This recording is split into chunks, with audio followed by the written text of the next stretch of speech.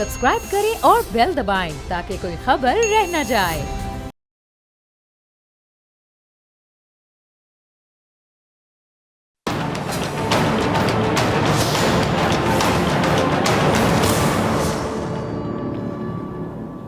अस्सलाम वालेकुम। प्रोग्राम में खुश आमदीद। पिछले साल अप्रैल में साबिक वज़ीर-ए-आज़म के खिलाफ तहरीक अदम एतमाद आई और पहली बार कामयाबी से हमकनार हुई।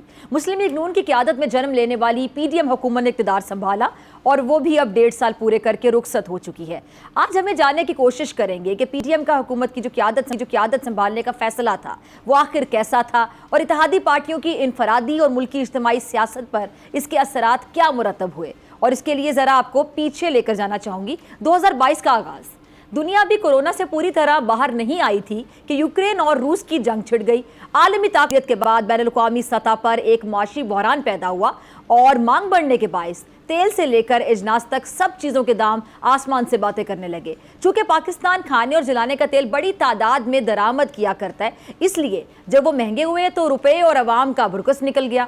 सस्ते आटे की कितारें और फिर भगदड़ में शहादतें उस दौर की हौलनाक यादगार है। महंगाई मार्च करने वाली PDM जब इक़्तिदार में आई तो सब ने फौरी रिलीफ की उम्मीदें लगा ली, लेकिन मईशत जो संभलना थी जो कि नहीं संभली। दावा किया जाता है संभाला जाएगा, नहीं संभाल सके। मिफ्ता के बाद फिर डार आए लेकिन डॉलर की उड़ान नहीं रोक पाए। दिवालिये के खदशे ने मुल्क को एक बार फिर से IMF की दहलीज तक पहुंचा दिया और डॉलर और महंगाई से जो कसर बाकी रह गई थी वो IMF की कड़ी शराइत ने पूरी कर दी। गैस और बिजली के झटकों का ना रुकने वाला सिलसिला शुरू हो गया। महंगाई दिनों के बजाय घंटों के हिसाब से छलांगे लगाने लगी और ये सारे मसाइल और PTI की एहतजाजी तहरीकों के बावजूद वज़ीर आला से वज़ीर-ए-आज़म का सफ़र तय करने वाले शहबाज शरीफ साहब अपनी मुख्तसर सी वज़ारत उज़्मा को बच बचा कर 1.5 साल तक चलाने में कामयाब रहे, क्योंकि आगाज़ में ये खदशा ज़ाहिर किया जा रहा था कि शायद वो ये मुद्दत पूरी नहीं कर पाएंगे। अतः सियासत के पुराने हरी पीपल्स पार्टी और मुस्लिम लीग नून हैरत अंगेज़ तौर पर हम प्याला और हम नवाला दिखाई दिए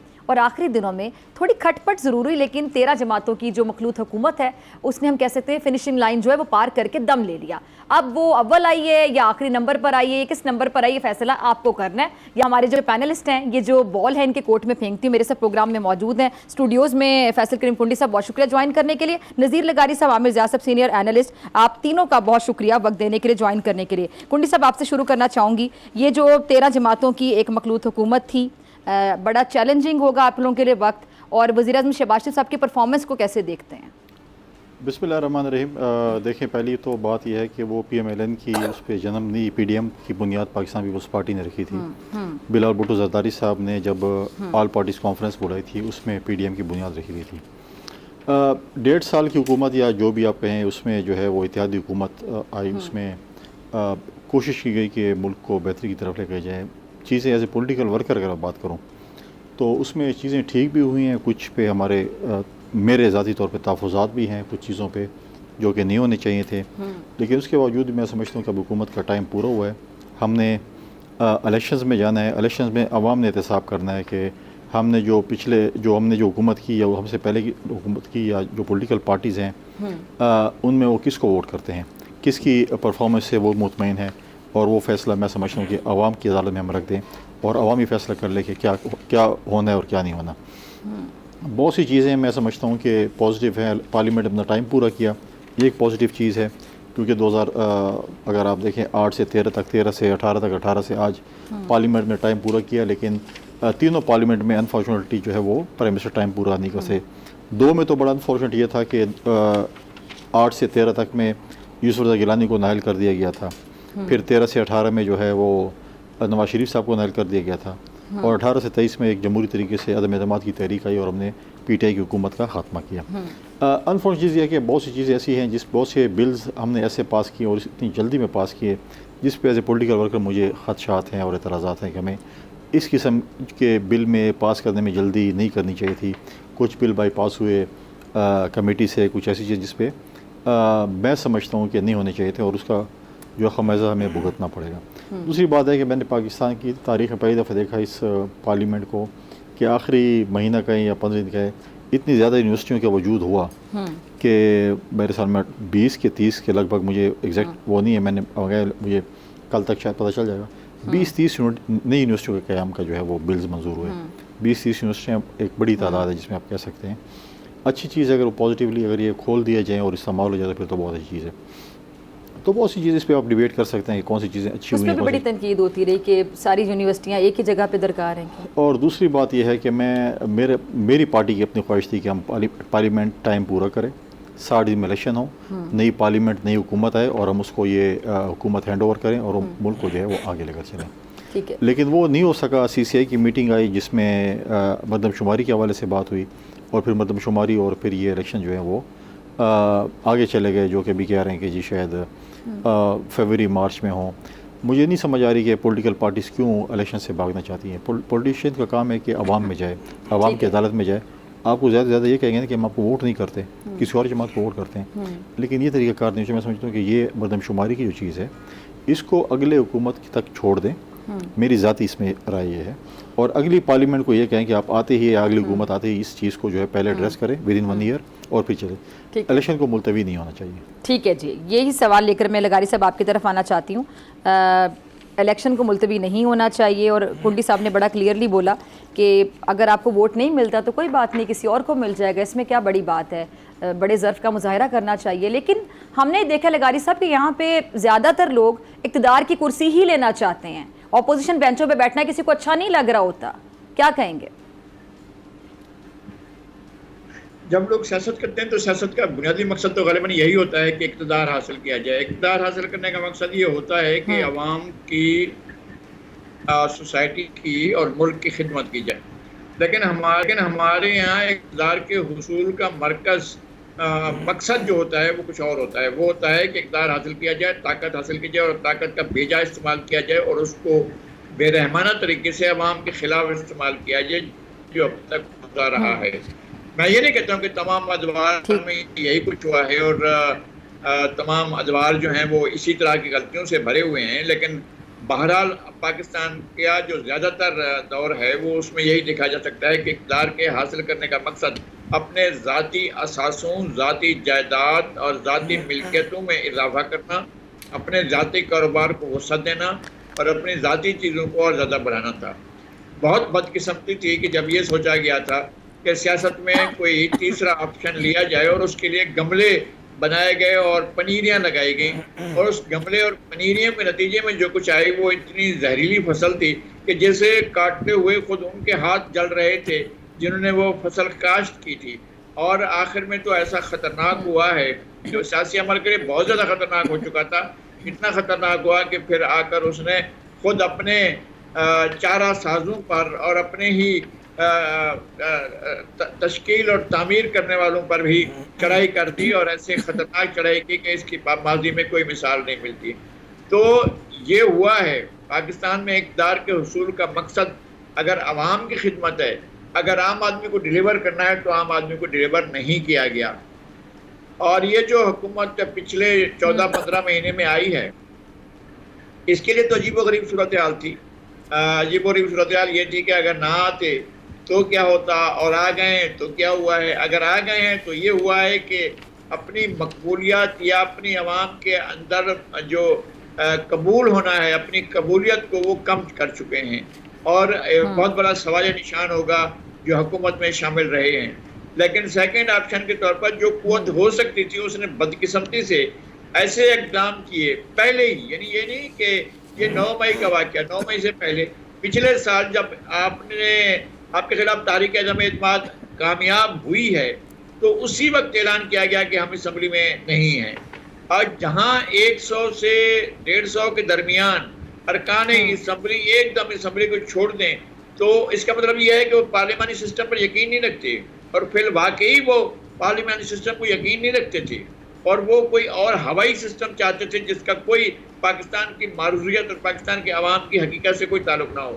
اور اس کے علاوہ انہوں نے پھر جو 2 حکومتیں اپنی حکومت موجود تھیں ان حکومتوں کو جس طرح سے ختم کیا وہ سیاسی نابالغ ہونے کا سب سے بڑا ثبوت یہ تھا کہ وہ سب کچھ جلا دینے پر تلے ہوئے تھے اور وہ نہ دائیں دیکھ رہے تھے، نہ بائیں دیکھ رہے تھے، نہ آگے دیکھ رہے تھے، نہ پیچھے دیکھ رہے تھے، نہ دوست دیکھ رہے تھے، نہ دشمن دیکھ رہے تھے، نہ قریبی دیکھ رہے تھے، نہ دور کا دیکھ رہے تھے، کسی کو بھی نہیں دیکھ رہے تھے. اپنے آپ کو دیکھ رہے تھے، اپنے ذات کو دیکھ رہے تھے، اپنے ذاتی مفاد کو دیکھ رہے تھے، اپنے ذاتی اقتدار کو دیکھ رہے تھے. اس کا نتیجہ یہ نکلا پھر جو آئے ہیں انہوں نے تو سبحان اللہ، انہوں نے تو قوالی کر دیا، لوگوں کی کھال اتار دی اور ان کے ہاتھ میں دے دیے، جاؤ اگر تم زندہ رہ سکتے ہو اس کھال کے بغیر تو رہ دکھاؤ۔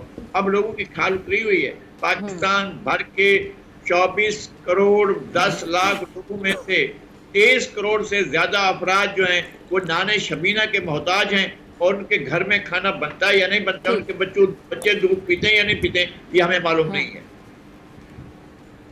ٹھیک ہے، عامر ضیاء صاحب میں آپ کی طرف آنا چاہوں گی۔ عامر ضیاء صاحب، مسلم لیگ نون یہ کہہ رہی ہے کہ جی ہم نے ریاست کے لیے جو اپنی سیاست ہے وہ تباہ کر لی ہے، سیاسی خودکشی کر لی ہے۔ کیا نقصان ہوا ہے مسلم لیگ نون کو؟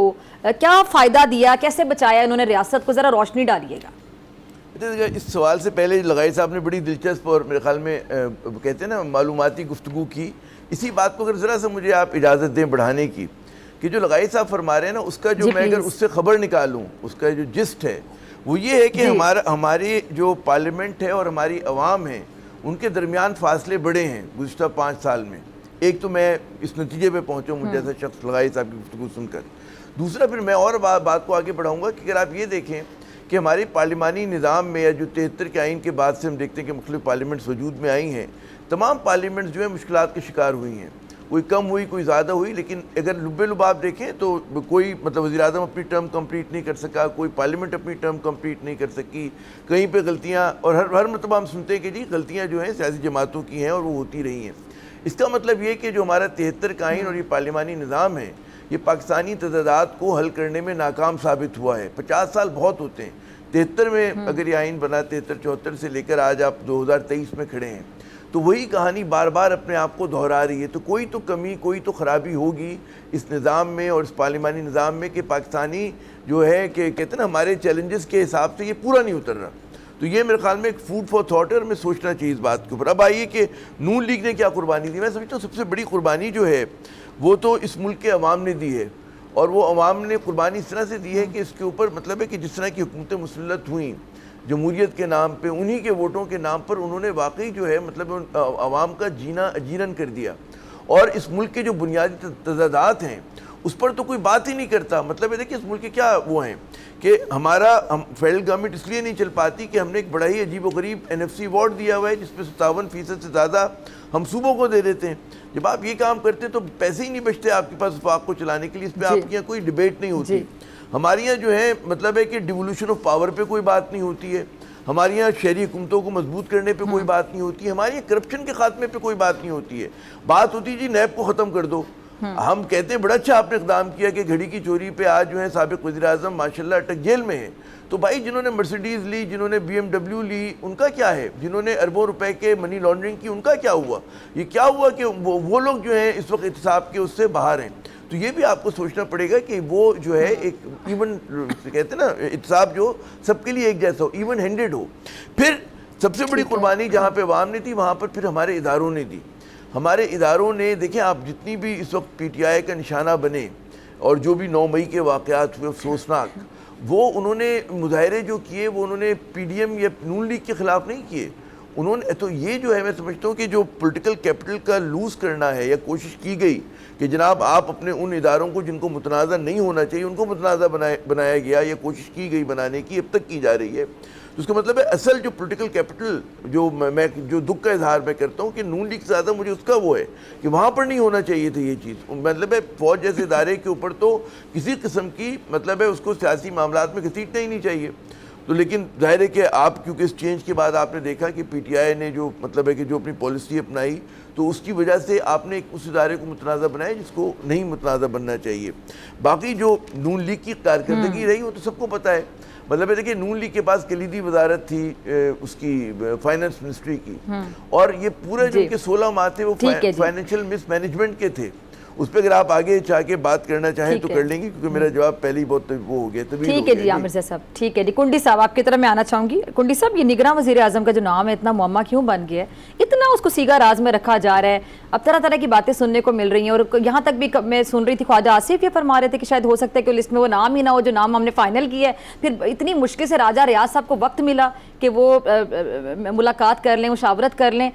اب سننے میں آ رہا ہے کہ شاید صادق سنجرانی صاحب کا بھی نام ہو سکتا ہے، اور اسحاق ڈار صاحب کا نام جو کہ کہتے تھے نہیں ہوگا اب کہہ رہے ہیں کہ شاید وہ بھی ہو سکتا ہے۔ دیکھیں نگراں وزیر اعظم پہ کوئی ایسی بات نہیں ہے، کیونکہ آج لیڈر آف دی ہاؤس اور اپوزیشن آپس میں ملاقات کی، کل دوبارہ غالباً مل رہے ہیں، کل غالباً دوبارہ ملاقات کا ٹائم ہے، تو اس میں جو ہے وہ دیکھیں انہوں نے آج ڈسکشن کی ہوگی. لیڈر آف دی ہاؤس جو وزیر اعظم ہیں انہوں نے تمام اتحادی جماعتوں سے جو نام لیے تھے ان میں سے 3 نام ڈیفینیٹلی شارٹ لسٹ کیے ہوں گے اور وہ ڈسکس کیے ہوں گے انہوں نے. اس طرح اپوزیشن کی طرف سے ساجد سنجرانی کا نام ہے، ڈونٹ نو کہ باقی کن کے نام آئے ہیں، وہ بھی ڈسکشن میں ہوں گے. اور اس میں دیکھیں کہ اب یہ 6 نام میں سے کس نام کو یہ فائنل کرتے ہیں، اور اگر نہیں ہوتا تو پھر وہ کمیٹی میں جائے گا اور اس کے بعد الیکشن کمیشن میں جائے گا جو پروسیس ہے. تو اس میں کوئی ایسی چیز نہیں ہے. دیکھیں کل اسمبلی ڈیزالو ہوئی ہے، آج جو بیٹھے ہیں 3 دن کا وقت ہے ان کے پاس، وہ 3 دن میں فیصلہ نہیں کریں گے آٹومیٹکلی. لیکن سوال یہ گردش کر رہا ہے کہ کیا نام پہ اتفاق نہیں ہو پا رہا ہے؟ آئی تھنک اگر اتفاق ہوتا تو آج اگر ڈیفینیٹلی کمیٹی میں جاتا ہے پھر آگے دیکھ الیکشن کمیشن میں جاتا ہے تو پھر اتفاق نہیں ہو پایا تو نہیں ہوگا، تو ایک پروسیس ہے اس میں اڈاپٹ ہو جائے گا. اس میں اگر اتفاق نہیں کرتے ہیں لیڈر آف دی ہاؤس اور اپوزیشن تو پھر کمیٹی میں جائے گا، اور کمیٹی اگر اتفاق نہیں کرتی پھر الیکشن کمیشن کے پاس جائے گا. تو یہ تو ایک پروسیس ہے، اس کو اڈاپٹ کرنا پڑے گا اور وہ اڈاپٹ ہوگا. آج انہیں اتفاق 7 سال آپ سب لوگوں نے حکومت کر لی، 13 جماعتوں نے مل کر لی، ایک پیج پر آ کر لی، ظاہری بات ہے پھر آپ نام پہ اتفاق کیوں نہیں کر پا رہے؟ دیکھیں نام پہ اتفاق، دیکھیں میں نے پہلی بار کہا کہ 11-12 اتحادی جماعتیں ہیں، ہر جماعت کا وہ تو شاید کہہ رہی 16 مہینے آپ لوگوں نے اکٹھے نکال ہی نا، نام پہ بھی اتفاق ہو جائے. ہر جماعت کا یہ خواہش ہوگی کہ میری جماعت سے وزیر اعظم آ جائے. کوئی 2 جماعت اکٹھے ہو کر ایک نام دے دیں گے تو پھر بھی کہے کہ وہ 7-8 نام شاید ادھر سے آئے ہوں.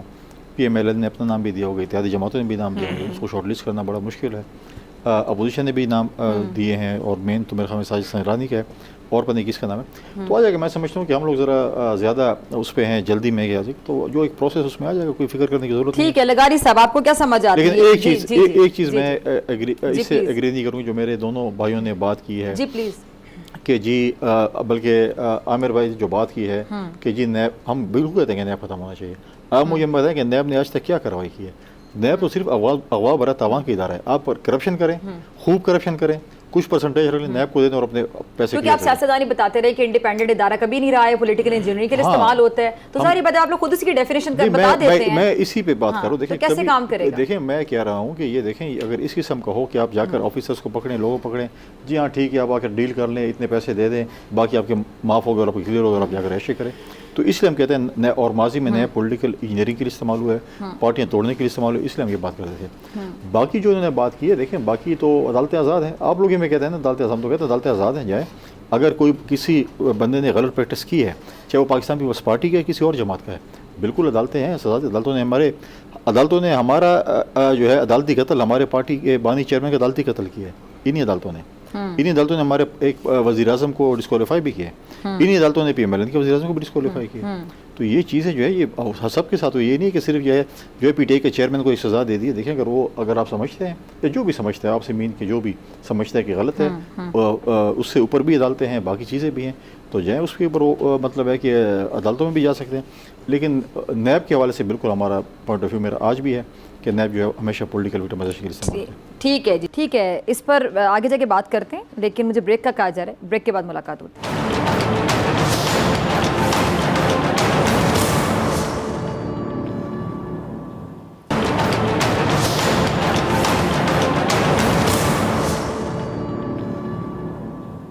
ویلکم بیک ناظرین.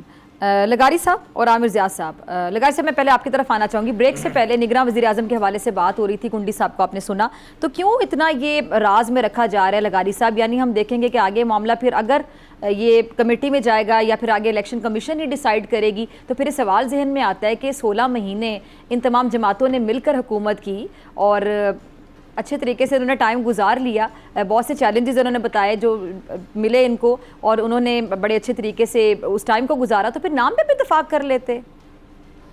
اچھا ہمیں سمجھ نہیں آ رہا ہے. پرسوں ایک نام لگ رہا تھا کہ بس یہ فائنل ہو گیا ہے، اب یہ آ جائے گا اور اعلان ہو جائے گا، اور کل جو ہے وزیر اعظم گھر چلے جائیں گے اور اپنے کام سے لگ جائیں گے جو بھی ہوگا، اور یہ ثابت ہو جائیں گے اور حفیظ شیخ صاحب آ جائیں گے.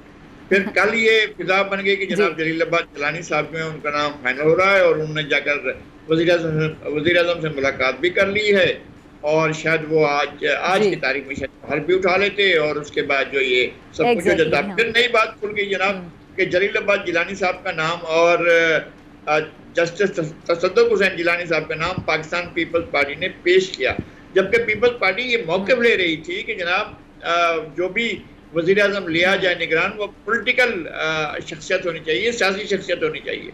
अच्छा, मुझे नहीं समझ आया है कि ये ब्यूरोक्रेट्स जो हैं, एक जनाब जलील अब्बास जिलानी साहब और दूसरे जज साहब जो हैं अदलिया से जो हैं, जस्टिस तसद्दुक़ हुसैन जिलानी, ये सियासतदान कब से हो गए? बहरहाल ब्यूरोक्रेसी और सियासतदान तो पहले भी इनको अपना अदलिया से लोग पहले भी आते रहे हैं और अब भी उनके नाम आए हैं। मगर ये बात अब तीसरा नाम और जो आया है आज, वो संजरानी साहब का है, चेयरमैन सेनेट हैं। मेरे ख्याल में ये चक्की जो है उसका चक्कर पूरा हो रहा है और चक्की चल चुकी है। और जब चेयरमैन सेनेट थे मोहम्मद मियां सुमरो, तो उनको निगरान वज़ीर आज़म बनाया गया था। तो हो सकता है कि अब ये आ गया हो फरमान कि जनाब अब इनको बनाना चाहिए आपको, कि चेयरमैन सेनेट को बनाया जाए निगरान वज़ीर आज़म। तो चेयरमैन सेनेट निगरान वज़ीर आज़म बनेंगे तो क्या होगा? क्या वो अभी तो उन्होंने कायम मकाम सदर बनना है, क्योंकि और कोई ऑप्शन नहीं है आपके पास। आपके सदर ममलिकत चंद दिनों में रिटायर होने वाले हैं। जब वो रिटायर हो जाएंगे और सदर ममलिकत का ओहदा खाली हो जाएगा। कुछ ऐड करना चाह रहे लगारी साहब, आपकी इजाज़त से ठीक है, आप ऐड कर दें। नहीं, मैं सिर्फ लगारी साहब की इन्फॉर्मेशन के लिए कर रहा हूँ कि सदर रिटायर नहीं होंगे, सदर का टाइम पूरा हो रहा है। जब तक नए प्रेसिडेंट का इंतखाब नहीं होता ये कंटिन्यू करेंगे अपने ऑफिस में, वो चेयरमैन सेनेट ने नहीं आना उनकी उसमें जी। लगा और फिर ये है कि अगर ये इलेक्शन खुदा न खास्ता मार्च तक नहीं होते और मार्च में आधी आपकी चली जाती है सेनेट, तो उसमें जो है क्योंकि सादत संजरानी का भी टाइम पूरा हो रहा है तो वो भी रिटायर हो जाएंगे। तो रिटायर हो जाएंगे तो फिर आपको नया चेयरमैन सेनेट या जो सीनियर मोस्ट होगा जो भी तरीका है उसको आना पड़ेगा। जी लगारी साहब। जी, मैं ये जो पोजीशन वादे की है जनाब हमारे कुंडी साहब ने, सदर मुमलिकत का जब मनसब ओहदा जो है उसकी मुद्दत पूरी हो जाएगी तो उसके बाद भी वो सदर मुमलिकत रहते हैं, तो ये आइन, मुझे इस आइन का आर्टिकल नहीं मालूम है और मैं एतराफ़ करता हूँ कि मुझे इसका इल्म नहीं है। और दूसरी बात ये है कि चेयरमैन सेनेट जो है, अगर ये तय हो गया है कि इलेक्शन अगले मार्च तक ले जाने हैं तो फिर सेनेट ही नहीं रहेगा ना। फिर सेनेट का इदारा जो है उसका इस्तक़रार चाहिए। जब असम्बलियाँ नहीं होंगी, जब असम्बलियों को वोट ही नहीं होंगे तो फिर सेनेट कहाँ से वजूद में आएगी? बस जो बाकी मानदा सेनेट है वो भी एक लिहाज से डिज़ॉल्व हो जाएगी। फिर आप क्या करेंगे? यानी या तो ये मौजूदा सेनेट जो है वो आने वाले कभी भी के इलेक्शन हो तब तक बरकरार रहे, और कैसे बरकरार है क्योंकि आइन तो नहीं बरकरार रहने देगा। तो बहुत बड़े आइनी सवाल पैदा हो चुके हैं खुद सदर मुमलिकत के लिए कि अगर उनकी मुद्दत में उनकी मुद्दत ये नहीं है कि लामहदूद होगी कि अगर हम 1 साल तक 2 साल तक जो है वो इलेक्शन की तरफ ना जाते हैं और वो नए सदर का इंतखाब नहीं हो सकता, तो फिर ये सदर मुमलिकत जो है लामहदूद मुद्दत तक नहीं रह सकेंगे। मेरा अपनी फहम ये है, मेरी अपना ख्याल ये है, लेकिन आने पोजीशन के बारे में जाहिर वो ज़्यादा बेहतर बता सकते हैं। ठीक है जी। आमिर ज़िया साहब, लगारी साहब ने जितनी भी गुफ्तगू की, आप इस पर क्या कमेंट करना चाहेंगे? लगारी साहब की गुफ्तगू उनका नुक्ता नज़र है। मैं सिर्फ ये कहूँगा, देखिए पहली बात तो ये कि हमारे यहाँ मीडिया में बहुत ज़्यादा शोर मचा हुआ है, कौन निगरान वज़ीर आज़म आएगा या क्या होगा उसका खदोखाल ना। मेरे ख्याल में चीज़ें जहाँ पे तय होनी होंगी वो हो गई हैं, और उसमें मैं इससे पहले भी प्रोग्राम में यही अर्ज़ कर चुका हूँ कि जो है ना कि अपने वक्त पर जो है उसका ऐलान होगा। तो जो जल्दी हमें है वो ज़ाहिर है कि जो फैसला साज क़ुव्वतें उन्हें नहीं है, उन्हें पता है कि जी उनके पास कब तक की लिमिट है। असेंबली डिज़ोल्व होने के बाद भी 3 दिन होते हैं मशावरत के लिए, बातचीत करने के लिए, तो उस पूरे टाइम को कंज्यूम किया जाएगा और उसमें ज़ाहिर है कि जो भी फैसला होगा, आपके ख्याल में कोई मीनिंगफुल डिस्कशन होगा राजा रियाज साहब से कि जो कि सिर्फ एक नाम के नुमाइशी किस्म के अपोजिशन लीडर है, तो हमें इस बात को अपने जहन से खुरच के निकाल देना चाहिए। तो जो बात हो गई है वो तय। अच्छा, दूसरी बात ये हमें समझनी चाहिए कि जो नाम गर्दिश में आ रहे हैं, 2-3 नाम जिस पर कल तक बहुत बात हो रही थी और आज भी, चाहे वो जलील अब्बास जिलानी साहब का नाम हो, चाहे तसद्दुक़ जिलानी साहब का हो या हफीज़ शेख साहब का हो, ये वो लोग हैं कि जो मतलब है कि अच्छे, मैं कहूँगा कि नेक नाम शख्सियतें हैं। और अगर आप किसी सियासी शख्सियत को लाते हैं उनके मुकाबले में जो इस मुल्क में एक सियासी हिद्दत में कहते हैं ना एक उबाल आया हुआ है, उसमें कुछ कमी लाने में मदद मिलेगी। जब भी आप कोई नेक नाम नॉन कंट्रोवर्शियल लोग लाएंगे उससे जो है एतबार बढ़ता है लोगों का। तो खुदा करे कि ऐसे ही फैसला हो कि कोई इस तरह का शख्सियत ना आ जाए कि जिसकी पॉलिटिकल अलाइनमेंट या नज़रियाती अलाइनमेंट किसी के साथ बहुत ज़्यादा वाज़े हो। ऐसे लोग आए जो प्रोफेशनल हों, उनको बात करने का सलीका हो, अपने आप को कैरी अच्छा करते हों, पाकिस्तान की नुमाइंदगी कर सकें इस पूरा शोभ दौर में, तो वो अच्छा होगा इस मुल्क के लिए। तीसरी बात ये कि मैं इस बात से मुझे इख्तलाफ है, اور میں نہیں سمجھتا کہ انتخابات جو ہیں وہ بہت ہی غیر معینہ مدت تک کے لیے آگے جائیں گے. اس کی وجہ یہ ہے کہ دیکھیں صرف سیاسی جماعتوں کو اس کا میرے خیال میں انتظار نہیں ہوگا. ہمارے ادارے بھی چاہیں گے کہ اس ملک میں جو جمہوریت کا تسلسل ہے وہ برقرار رہے. اب اگر آپ یہ سمجھیں جیسے کہ لغائی صاحب نے بالکل درست نشاندہی کی کہ اگر مطلب ہے یہ تو خیر اگر مگر کی بات ہی نہیں ہونی چاہیے کہ سال بھر کا تو سوال ہی پیدا نہیں ہوتا. لیٹسٹ بائی 15 فروری تک اس پروسیس کو مکمل ہو جانا چاہیے ڈیلیمیٹیشن کا, اس کے بعد انتخابات ہونے چاہیے تو گاڑی آپ کی پٹری پر آ جائے گی. تو میرے خیال میں یہی رک جائیں اور آگے کی ہم قیاس آرائی یہ نہ کریں کہ انتخابات جو ہیں کہ لامحدود مدت کے لیے آگے جائیں گے, کیونکہ اس میں کوئی بھی اسٹیک ہولڈر جو میری اطلاعات ہیں, ہم بات کرتے ہیں سیاسی جماعتوں سے بھی دیگر لوگوں سے بھی بیک گراؤنڈ میں, تو وہاں پر کوئی بھی اس طرح کا ارادہ نہیں ہے کہ انتخابات نہ ہو اس ملک میں, ایک ڈیریل کر دیا جائے اس پروسیس کو. کیونکہ دیکھیں سینسس کے ہونے کے بعد نئی ڈیمیلیٹیشن جو ہے وہ ہونا بہت ضروری تھی اور وہ ہو رہی ہے, اچھی بات ہے, خوش آئند بات ہے. اس پر لوگوں کے تحفظات ہیں بالکل اپنی جگہ پہ, کیونکہ اس ملک میں مردم شماری بھی صحیح طرح سے نہیں ہو پاتی. لیکن چلیں اب جیسی بھی ہوئی ہے اس کے حساب سے کہ ڈیلیمیٹیشن ہو جاتی ہے اور پیپلز پارٹی نے بھی قبول کر لیا, ایم کیو ایم نے بھی قبول کر لیا, دیگر جو ہیں بلوچستان کی جماعت انہوں نے بھی کر لیا, کے پی میں بھی ہو گیا, تو پھر کوئی وجہ نہیں رہ جاتی. اور یہ بات کہ جی مطلب ہے کہ صدر مملکت ظاہر ایک اوبیس سی بات ہے کہ وہ اپنی مدت جب تک نیا منتخب ہو کے نہیں آتا وہ اپنی مدت پوری کریں گے اور جیسی الیکشن ہوں گے اس کے بعد وہ پروسیس جاری رہے گا. مجھے ایک چیز کی وضاحت میرے خیال میں کنڈی صاحب کر سکیں گے کہ سینٹ کے کچھ لوگ سینٹ چھوڑ رہے ہوں گے, باقی سینٹ کا ادارہ بطور ادارہ تو ہوگا, کیونکہ جو مطلب ہے جن سینیٹرز کو اگلے 3 برس یا اپنے ٹرم پوری کرنی ہے 5 برس کی, وہ تو کر رہے ہوں گے نا, تو اس میں کچھ نشستیں خالی ہوں گی. اچھا وہ ہماری قومی اسمبلی نے, قومی اسمبلی جو ہے جی آدھی نشستیں خالی ہو جائیں گی, آدھی جو بھی نہیں تو آدھی نشستیں تو آپ کی قومی اسمبلی کی بھی خالی تھی اور آپ لوگوں نے چلا کے دکھائی نا, قومی اسمبلی آدھی خالی تھی آپ کی تقریباً, اور آپ نے قانون سازی بھی کی, آپ کی طرف آ رہا ہے سوال, وہ آپ سے پوچھنا چاہتا ہوں. تو اگر سینٹ بھی اگر آدھی ہو تو آدھی سینٹ بھی چل سکتی, کیوں نہیں چل سکتی, کیا مسئلہ ہے؟ جی کنڈی صاحب. جی کنڈی صاحب. عامر زیاد صاحب. نہیں عامر زیاد صاحب دیکھیں قومی اسمبلی بالکل چلی, اس میں ایک پروسیس ہوا اور اس میں جو ہے وہ اسپیکر آئے اور انہوں نے جو ہے اس کو اب دیکھیں نارملی سینٹ کا الیکشن یہ ہوتا ہے, اس کو مجھے ابھی دیکھنا ہی پڑے گا, میں اس میں یہ نہیں کہہ سکتا کہ میں ایکوریٹ انفارمیشن دے رہا ہوں. سینٹ میں جب ہر 3 سال بعد جب الیکشن ہوتا ہے, آدھی سینٹ جاتی ہے, آدھی کا الیکشن ہوتا ہے, یہ پروسیس چلتا ہے. تو ہر 3 سال بعد جب وہ ہوتا ہے تو اس میں چیئرمین اور ڈپٹی چیئرمین کا بھی انتخاب ہوتا ہے. جب ابھی جب الیکشن آگے جب آ رہا ہے اور مارچ میں اگر الیکشن نہیں ہوتا اور آدھی سینٹ خالی ہوتی ہے اور صوبائی اسمبلی نہیں ہوتی ہیں تو نئے سینٹرز کا انتخاب نہیں ہو سکتا, تو آدھی سینٹ ہوگی اور آدھی نہیں ہوگی. لیکن اس پہ دیکھنا پڑے گا کہ چیئرمین سینٹ جو کہ وہ بھی ریٹائر ہونے جا رہا ہوگا اور سنجرانی صاحب میرے خیال میں ریٹائر ہوں گے, تو اس میں یہ ہوگا کہ اس کو دیکھنا پڑے گا کہ وہ کسی نارمل یہ ہوتا ہے کہ وہ سینئر موسٹ کو بنا دیتے ہیں فور ٹائم ہی جب تک نیا نہیں آتا, یا پھر کیا اس کا ہے, اس کو دیکھنا پڑے گا قانون کے اس میں آئین اور قانون کیا کہتا ہے. تو اس میں قومی اسمبلی اور سینٹ کے پروسیجر میں تھوڑا سا فرق ہے اس کے انتخابات میں, تو اس کو دیکھنا پڑے گا, اس میں کوئی وہ نہیں ہے. لیکن یہ چیزیں ہم کہتے ہیں کہ یہ چیزیں نہیں ہونی چاہیے, بلکہ ہم کہتے ہیں کہ جلد از جلد جو ہے وہ الیکشنز ہونے چاہیے, پارلیمنٹ آنی چاہیے, صوبائی اسمبلی بھی آنی چاہیے, اپنا ایک پروسیس ہے جو جمہوری پروسیس, اس کو کنٹینیو ہونا چاہیے. اچھا یہ پی ٹی آئی چیئرمین کا مستقبل کیا دیکھتے ہیں آپ؟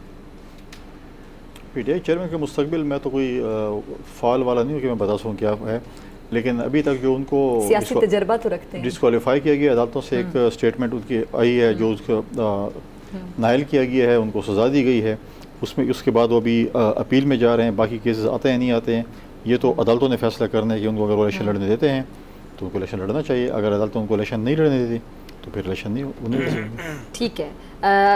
لغاری صاحب میں آپ کی طرف آنا چاہوں گی. لغاری صاحب آگے جا کے سادہ اکثریت کسی کے پاس جاتی ہے, آپ دیکھ رہے ہیں بہرحال ابھی تو نگراں سیٹ اپ جب آئے گا کتنا ایکسٹینڈ کرے گا, کچھ لوگوں کے مطابق یہ فیبرری مارچ سے بھی آگے جا سکتا ہے, 10-11 مہینے یا 1 سال تک, لگ بھگ 1 سال تک یہ طول پکڑ سکتا ہے, ایکسٹینڈ ہو سکتا ہے. پھر نگراں حکومت کے اختیارات کیا ہوں گے, یہ بھی ایک بڑا سوال ہے. کیسے چلے گی حکومت, کس طرح اپنے اختیارات استعمال کرے گی, کس طرح فیصلے لیے جائیں گے, اور آگے جا کے اگر الیکشن جب ہوں گے تو سادہ اکثریت نظر آتی ہے آپ کو کسی کے پاس, یا پھر مخلوط حکومت ہی ہوگی, ملی جلی حکومت ہوگی, جس طرح ہم نے بھی 16 مہینے دیکھے تھے لاسٹ میں؟ ارے تو میں ان دونوں کی, ہمارے جو جناب کنڈی صاحب ہیں اور عامر زیاد صاحب ہیں, دونوں کی اس اچھی خواہش کے ساتھ ہی ہوں میں کہ الیکشن جو ہیں وقت پر ہونے چاہیے, اور میں ان کو آگے بڑھانے کے اس میں نقطۂ نظر نہیں لیتا ہوں. میں جو خدشات کا اظہار کر رہا تھا وہ میری خواہش نہیں تھی, اور میں بالکل نہیں چاہتا ہوں, میں تو چاہتا ہوں 60 دنوں کے اندر الیکشن ہو جائیں, اور الیکشن جو ہے اس کو زیادہ آگے نہیں جانا چاہیے.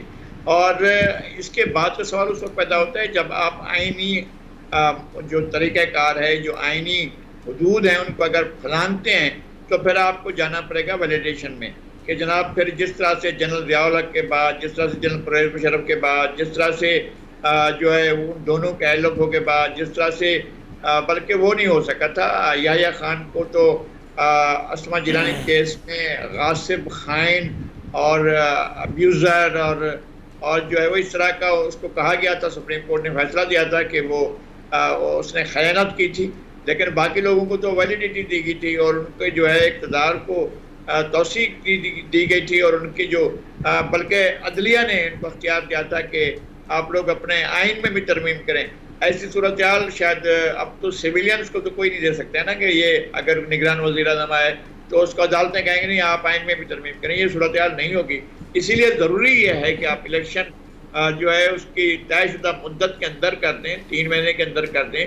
اور جس طرح سے ہمارے تاج حضرت صاحب نے کہا ہے کہ یہ ممکن ہے کہ جو ہے وہ انتخابی حلقہ بندیاں بھی ہو سکتی ہیں اور انتخابی فہرستیں بھی ہو سکتی ہیں اسی 3 مہینے میں, بلکہ وہ تو کہتے ہیں کہ ہم کر کے دے دیتے ہیں. تو ہو سکتا ہے کہ یہ چیزیں ممکن ہوں, لیکن الیکشن کمیشن کی کیا نیت ہے اور جو دیگر لوگ ہیں ان کی کیا نیت ہے یہ تو ہمیں معلوم نہیں ہے. ہم یہ چاہتے ہیں کہ ہر چیز وقت پر ہو, الیکشن بھی وقت پر ہو. ٹھیک ہے جی, وقت کی آپ بات کریں, آپ کا لاسٹ کامنٹ, پھر مجھے آپ کا شکریہ ادا کرنا ہے. میرے خیال میں ہم سب ایگری کرتے ہیں اور یہ پاکستان میں سمجھتا ہوں کہ یہی واحد حل ہے اس پورے پولیٹیکل اور اکنامیکل جس کی بھی انسرٹنٹی کی بات کریں, اس کا واحد حل ہے کہ اس ملک میں الیکشنز ہونے چاہیے. جس کو مینڈیٹ ملتا ہے اس کو حکومت کا حق بنتا ہے, اور ساتھ ساتھ جو بھی آتے ہیں ہمیں چاہیے کہ ہم تمام سیاسی جماعتوں کو ایک چارٹر پہ سائیں. میں سن رہا ہوں کہ charter of democracy, charter of economy کی بات ہو رہی ہے کہ تمام سیاسی جماعتوں کو چارٹر آف پراسپیرٹی کی بات ہونی چاہیے. پاکستان کے لیے چارٹر آف پراسپیرٹی تمام سیاسی جماعتوں کو کرنی چاہیے تاکہ ہم اس ملک کو اور آگے لے کے چلیں. ہماری لڑائی میں ملک سفر نہ کرے, تو اس کے لیے میرا یہ ہوگا کہ ہمیں چارٹر آف پراسپیرٹی کی طرف جانا چاہیے. ٹھیک ہے, کنڈی صاحب اور لغاری صاحب آپ دونوں کا بہت شکریہ. اور ناظرین آپ سے ملاقات ہوگی بریک کے بعد, اور بریک کے بعد عامر رضا صاحب آپ میرے ساتھ ہی موجود رہیں گے.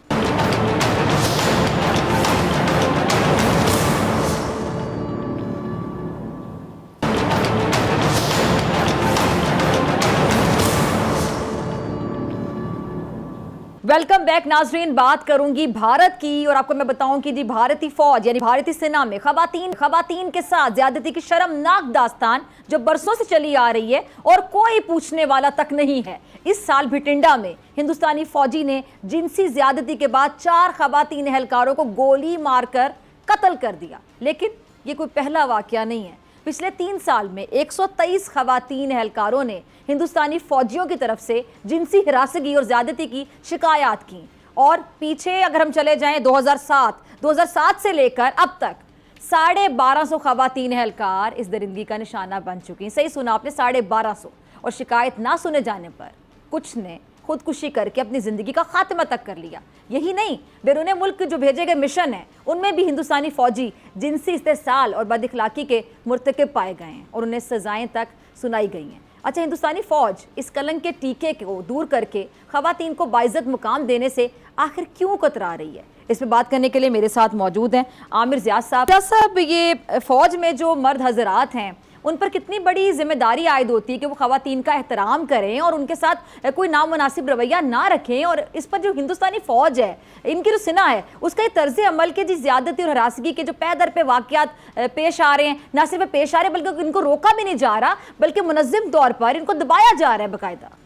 دیکھیں, ایک بات تو ہمیں سمجھنی ہوگی کہ بھارتی فوج بھارت کے بہت سارے علاقوں میں آپ کو پتہ ہے کہ وہاں پہ سکسیشنسٹ یعنی کہ علیحدگی پسندی کی تحریکیں بڑے عروج پر رہی ہیں. کبھی کم ہوتی ہیں, کبھی زیادہ ہوتی ہیں, لیکن کیونکہ میں ہمیشہ کہتا ہوں کہ بھارت ایک غیر فطری ریاست ہے, اس میں برٹش انڈیا نے ان بہت سارے علاقوں کو شامل کر لیا ہے جو بھارت کا حصہ نہیں ہونے چاہیے, چاہے وہ مقبوضہ کشمیر ہو, چاہے وہ خالستان ہو یعنی کہ پنجاب کا وہ والا علاقہ ہو, چاہے پھر آپ ادھر منی پور دیکھیں, ناگالینڈ دیکھیں اور اس طرح کے جو ہیں. اچھا, وہاں پر جب یہ لوگ آپریٹ کرتے ہیں تو ان کے ذہن میں یہ ہوتا ہے کہ آپ ایک ہاسٹائل ٹیریٹری کے اندر, دشمن ملک میں, دشمن جگہ پہ آپریٹ کر رہے ہیں. تو وہاں پر آپ کو پتہ ہوگا کہ اپنے ادارے سے باہر میں اگر بات کروں کہ وہ اپنے ادارے سے جو باہر کرتے ہیں تو وہاں پر آپ کو سینکڑوں نہیں، درجنوں نہیں، ہزاروں کے تعداد میں آپ کو شکایت ملے گی کہ جہاں پہ خواتین کی عصمت دری کی گئی ہے. خصوصاً کشمیر میں، مقبوضہ کشمیر میں بڑے بھیانک واقعات ہیں. وہاں پہ جس طرح انسانی حقوق کی پامالی ہوئی ہے اس کی مثال آپ کو نہیں ملتی، جس کو بدقسمتی سے بین الاقوامی میڈیا میں اس طرح سے اجاگر ہم نہیں کر پا رہے یا نہیں کیا جا رہا. اچھا، اس دائرے کہ جب آپ کا یہ ایک مائنڈ سیٹ بن جاتا ہے تو پھر ادارے کے اندر بھی وہ کہتے ہیں نا کہ اگر آپ ایک خرابی عوام کے ساتھ کرنے لگیں تو پھر وہ خرابی جو ہے سیپ ان کر کے آپ کے اپنے ادارے میں چلی جاتی ہے. اور اس ادارے کے اندر جیسے کہ آپ نے فرمایا جو اعداد و شمار ہیں بڑے ہور شبہ ہیں. اور وہ ظاہر ہے کہ خواتین کے ساتھ جو ہوتا ہے نا کہ ایک تو دیکھیں ہمارے ساؤتھ ایشیا میں، بر صغیر میں ابھی تک کیونکہ جاگیرداری ہے، بعض جگہ پہ قبائلی نظام ہے، نیم قبائلی نظام ہے، تو یہاں پہ جو بچیاں نکل کے کام کرتی ہیں وہ بڑا ہمت دکھاتی ہیں. اور جب وہ نکل کے کام کرتی ہے اپنے گھروں سے تو ان کو مکمل تحفظ فراہم ہونا چاہیے. پاکستان ایئر فورس نے، پاکستان آرمی نے اس کے مقابلے میں دیکھیں کہ کئی پہلے لیڈ لی تھی خواتین کو اپنی صفوں میں شامل کرنے کے لیے. ماشاءاللہ ہماری جو بچیاں ہیں وہ GDP پائلٹ بھی ہیں اور انہوں نے مطلب ہے فوج کے اندر وہ جو ہے ہر سطح کے اوپر جو ہے اپنی خدمات انجام دے رہی ہیں. تو اس کی وجہ یہ ہوتی ہے کہ فوج کا ڈسپلن کیا ہے، اس میں اکاؤنٹیبلٹی کتنی ہو رہی ہے. تو اگر ظاہر ہے کہ بھارت کے اندر مجھے نہیں پتہ کہ وہاں کے لوگوں کو کہتے کہ بھائی بہت بڑی اپنے آپ کو ان کو ورلڈ پاور بننے کا ایک وہ ہے ذہن میں ان کے کہتے ہیں نا کہ خناس بھرا ہوا ہے اور وہ اپنا مقابلہ چین سے کرتے ہیں، وہ اپنا مقابلہ ایک ہیجمنی وہ چاہتے ہیں کہ اس پورے خطے میں اسٹیبلش کر کے رکھیں. لیکن جب ان کے اپنے کرتوت مطلب ہے فوج کے کرتوت ایسے ہوں گے تو آپ دیکھیں پھر کیا وہ ڈپک کرتا ہے. پھر ایک ان کے اپنے سماج میں آپ دیکھیں کہ جس طرح کا ان کا میڈیا ہے جو ہر وقت لوگوں کی اشتہا جو ہے بڑھاتا رہتا ہے، بڑی اس میں سنسنی خیزی ہے، اس میں بہت زیادہ عریانیت ہے. ٹھیک ہے نا، اسی لیے آپ دیکھیں دلی، بمبئی جیسے اس میں خواتین اپنے آپ کو محفوظ نہیں سمجھتی. آپ ہر وقت ایک اشتعال کے طور پہ لوگوں کے جذبات بھڑکاتے ہیں اور عورت کو بطور کموڈٹی اسکرین پہ پیش کرتے ہیں. ٹھیک ہے نا، اس کے اندر اس کا رول جو ہوتا ہے اس کو مطلب یہ نہیں ہوتا، اس کو ایک اشتہار کی صورت میں مصنوعی طریقے سے لوگ سمجھتے ہیں اس کا کام جو ہے خاتون کا وہ صرف ٹھمکے لگانا اور لوگوں کے دل لبھانا ہے. تو جب یہ بھی آپ کرتے ہیں تو اس کا بھی سماج کے اوپر اثر پڑ رہا ہوتا ہے. ٹھیک ہے نا، آپ اگر اس کے مقابلے میں انگریزی فلمیں دیکھیں وہاں پہ ٹھیک ہے وہاں پہ بھی ایکسپلائٹیشن ہوتی ہے، کموڈیٹی کیپٹلزم میں ہر جگہ ہوتی ہے، اور یہ باقی خواتین کی بھی کتنی تذلیل ہوتی ہے اگر دیکھا جائے. عامر ضیاء صاحب، اس قسم کی جو سوچ ہوتی ہے. جی آپ درست فرما رہی ہیں. میں جو بات مکمل کرنا چاہتے ہیں وہاں پہ بھی، لیکن وہاں پر ساتھ ان کے میڈیا میں اس عورت کا کریکٹر بھی بلڈ کیا جاتا ہے، اس کو امپاور بھی دکھایا جاتا ہے. یہاں پر تو ہے صرف اس کو بطور ایک سیکس سمبل کے جو ہے پیش کیا جاتا ہے. تو وہ پوری چیز کیونکہ ان کا میڈیا بہت پاورفل ہے، جو اس کی سافٹ پاور ہے اس کا اثر ہر جگہ پہ پڑ رہا ہے. اور وہ پھر ایک لوگ ذہنی مریض بن جاتے ہیں. وہ سمجھتے ہیں کہ جی اس کا اگر کوئی عورت نکل کے کام کر رہی ہے تو اس کو اس کے بارے میں ایک منفی خیالات، منفی سوچ، منفی رویے آپ کو ریفلیکٹ کرتے ہوئے نظر آتے ہیں. تو وہ آپ کو نظر آ رہے ہیں. پھر ایک ان کے کہتے ہیں ان کے سماج میں بھی کچھ چیزیں ایسی ہیں کہ خواتین کے ساتھ مطلب ہے کہ اب تک آپ کو پتہ ہے نا کہ جو وہاں کی مطلب ہے ایک کاسٹ سسٹم وہاں پہ بہت بھیانک ہے. ٹھیک ہے نا، وہاں پہ جو بڑی کاسٹ کے سو کالڈ بڑی کاسٹ میں کہوں گا وہ دیگر کاسٹ کی خواتین کے ساتھ کیا وہ کرتے ہیں. منی پور کے بھی آپ واقعات دیکھیں کہ وہاں پر باقاعدہ خواتین کو برہنہ کر کے جو ہے اکثریتی انہوں نے جو ہے ٹرائبز نے گھمایا ہے جو ان کا ٹرائبز ہیں. ٹھیک ہے نا، تو یہ تمام واقعات کیوں ہو رہے ہیں وہاں پر کہ ان کے سماج میں ہے. پھر وہاں پہ وہی رسم ہے، بھی ستی کیا کرتے تھے، یہ سب چیزیں ان کی سماج کا حصہ ہے نا. تو وہ منفیت جو ہے وہ آپ کو ہر جگہ پہ نظر آتی ہے کہ جناب وہاں پر جو ہے وہ برابری، عورتوں کی جو ایک کہتے ہیں تحفظ ہے، ان کی رسپیکٹ ہے، وہ آپ کو اس معاشرے میں بعض اوقات نظر نہیں آتی، جو کہ بڑی دکھ کی بات ہے. اچھا، عالمی مشن پہ عامر ضیاء صاحب فوج کو بھیجنا ایک بڑی ذمہ داری ہوتی ہے، اور اس طرح جب اعتماد کو ٹھیس پہنچے تو اس کے بعد تو باقاعدہ جو ہندوستانی فوج ہے اس پر پابندی لگنی چاہیے، بھارتی فوج پر، بھارتی سینا پر، کہ ان کا کوئی بھی فوجی جو ہے وہ کسی مشن پر بھیجا ہی نہ جائے. جی مطلب خواہشیں تو ہماری بڑی بڑی ہو سکتی ہیں اور مطلب ہے ظاہر ہے کہیں پر اگر انڈسپلن ہو، لیکن ظاہر ہے کہ آپ کو پتہ ہے کہ بھارت کا بہت بڑا ایک معاشی کلاؤٹ ہے اور مغربی دنیا کے بہت سارے ممالک جو ہیں اس کی بہت سارے گناہوں کو، جرائم کو، اس کی جو اسٹیٹ اسپانسرڈ ٹیررزم ہے پاکستان جیسی ریاست میں اور دیگر علاقوں میں، اس کو اگنور کرتے ہیں، اس کو نظر انداز کرتے ہیں. اور جب وہ یہ سب کچھ کرتے ہیں تو فضا صاحبہ اس کے نتیجے میں جناب وہاں پہ آپ دیکھتی ہیں انویسٹمنٹ بھی ہوتا ہے، کوئی نہیں پوچھتا. وہاں پر جو ہے خدا آپ کا بھلا کر ان کی فوج بھی جا کے جو ہے UN میں خدمات دے رہی ہوتی ہے.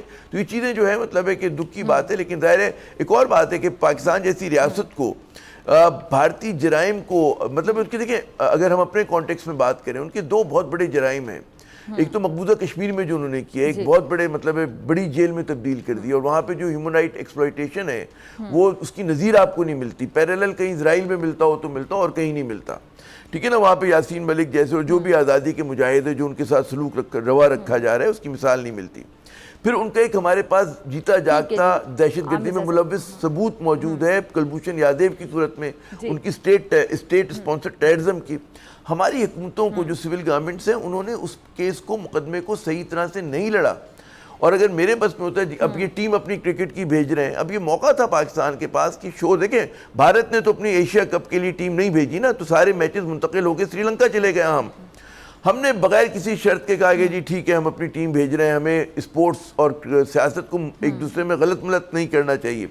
اصولی طور پہ پوزیشن اچھی ہے، لیکن بھارت کیونکہ کرتے تو آپ نے ایک سنہرا موقع گوا رہے ہیں. ورنہ اگر پاکستان بوائیکاٹ کرتا، ٹھیک ہے ہمیں نقصان ہوتا، فائنینشیل تھوڑا بہت بالکل ہوتا، اور ہم باہر بھی ہوتے. لیکن آپ یہ سوچیں کہ کتنا بڑا آپ ایشو اٹھا رہے ہوتے. آپ کہتے ہیں بہت شکریہ آپ کے وقت کے لیے. کے ساتھ مجھے دیجیے اجازت، آپ سے ملاقات ہوگی انشاءاللہ کل سیم ٹائم سیم چینل. اگر زندگی نے وفا کی، دعاؤں میں یاد رکھے گا، اپنا بہت خیال رکھے گا. اللہ نے کے بعد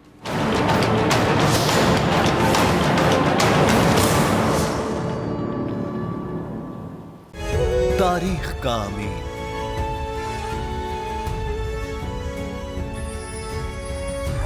آزادی کی علامت،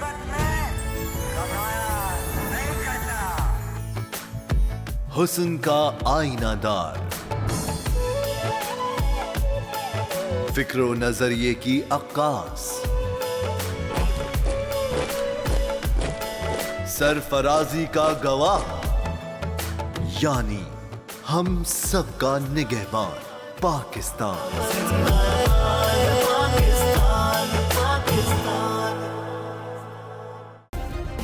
سبسکرائب کریں اور بیل دبائیں تاکہ کوئی خبر رہ نہ جائے.